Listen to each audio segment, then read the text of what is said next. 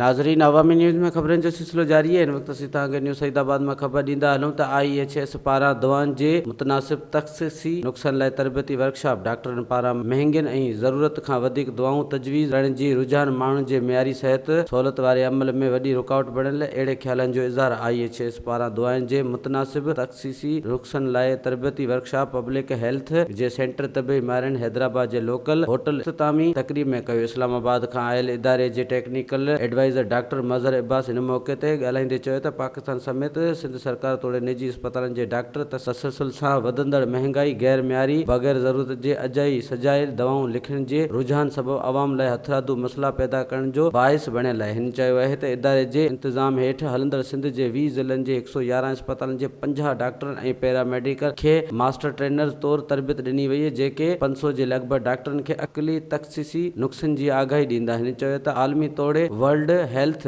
Organise पारां मयारी सिहत खे माण्हुनि जे मुआइशी पहुच ऐं सक़ाफ़ती ऐं माहौलियाती घुर्जनि ऐं आसान सां रसाई ऐं वारे तसवर सां जोड़ियो वियो आहे। IHS इन आलमी मुहिम जी शुरूआत हैदराबाद खां करे रहियो आहे। डॉक्टर मज़हर हिन सिहत प्रोग्राम खे वधीक तफ़सीलात जे बारे में ॿुधायो त सिहत माहौल दवाउनि जे वक़्ताती ऐं मुनासिब तादाद में मौजूदगी, लिखियल नुस्ख़नि में सादे सां तफ़सीली वज़ाहत ऐं इस्तेमाल लाइ मरीज़नि जी चूंड ऐं क़बूलियत खे लाज़मी शामिल करण जहिड़ा नुक़्ता पिणु रखियल आहिनि। इख़्तितामी तक़रीब में पब्लिक हेल्थ जा सीनियर ऑफिसर डॉक्टर अब्दुल रहमान, सैयद असरार शाह, डॉक्टर मरियम, डॉक्टर असोथामा ऐं डॉक्टर बेनज़ीर ऐं ॿियनि पिणु शिरकत कई। वधीक ख़बरनि ऐं तफ़सील लाइ विज़िट कयो अवामी news Facebook page, YouTube page ऐं अवामी न्यूज़ वेबसाइट।